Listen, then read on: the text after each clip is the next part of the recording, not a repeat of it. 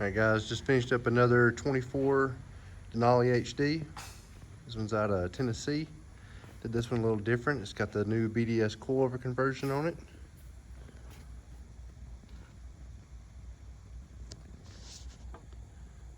So with this setup, the torsion bars are removed from the vehicle.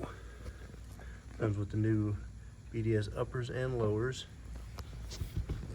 as well as your new tie rods. So the uppers, lowers, and your tie rods are all extended 1 inch because this is a long travel kit, which means it does also increase your track width by about 1 inch.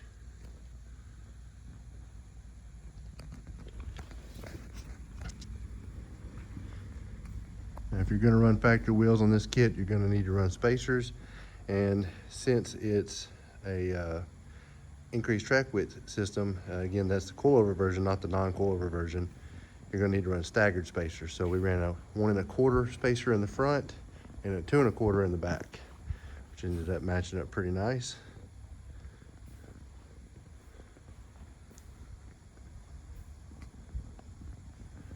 Now, to my knowledge, this is the first one of these that's had this kit put on it on the 24s.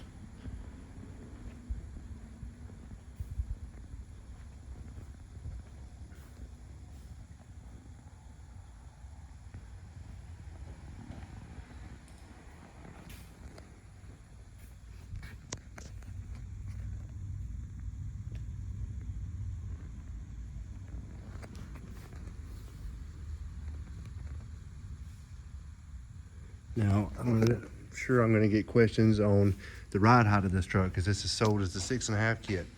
We do have it turned down to the 5 inch.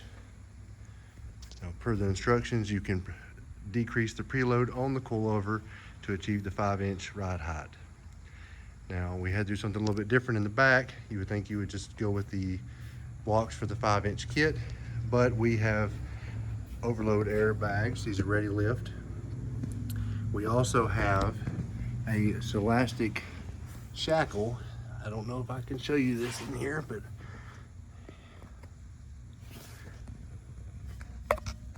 see if I can get a better angle.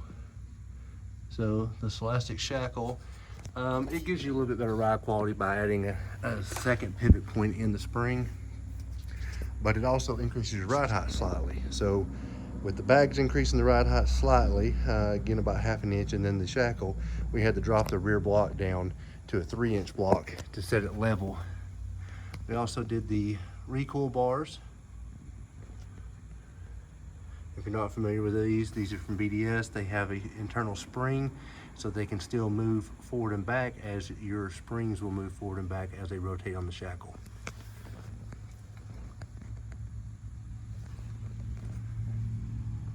It does have the 2.5 Resis in the Elite series in the rear as well. We also have the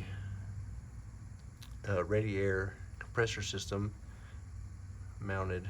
Let's see if I can open this door and get a little better view here. It's mounted on the outside of the frame rail, tucked up and out of the way. Not a lot of places to put them on this truck, especially when you're doing the recoil bars. You can see that there's a lot of very tight clearance there between the step, the hinge on the step, the recoil bar bracket, and your air compressor. But it all just fit nicely.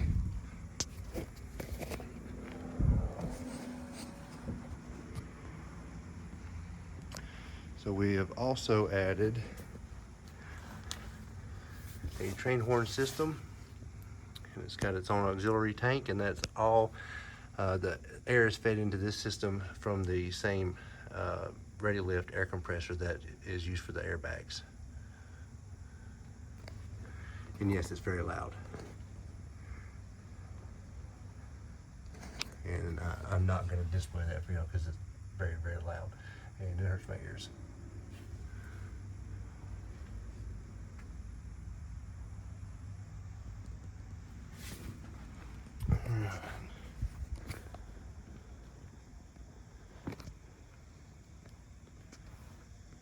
Running the 37 12 50 20 Cooper Discover STT Pros. As you can see, we also did the Kelderman caps here, along with some inner plastic trimming through here. And then on the bottom of the bumper, we had to do some plastic trimming as well. And see if it'll show you here. Very slight amount of plastic trimming in here. Everything clears nicely. This is as low as this kit it can go. It is starting to engage the bump stops, which is how it's supposed to be. From GM, they actually come factory, just barely engaged on the bump stops. But if you engage it too much, you'll create a harsh ride. The train horn is ran into a multi-light controller, so that as this customer adds lights in the future, he can control not only the lights, but the train horn and anything else he wants from in the cab without having to add a bunch of switches.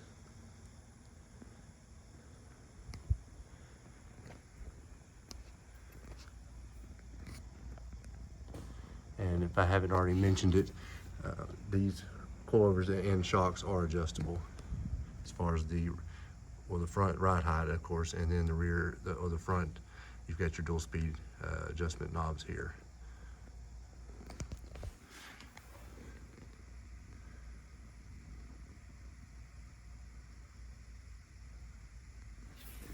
All right, guys, that's it on this one.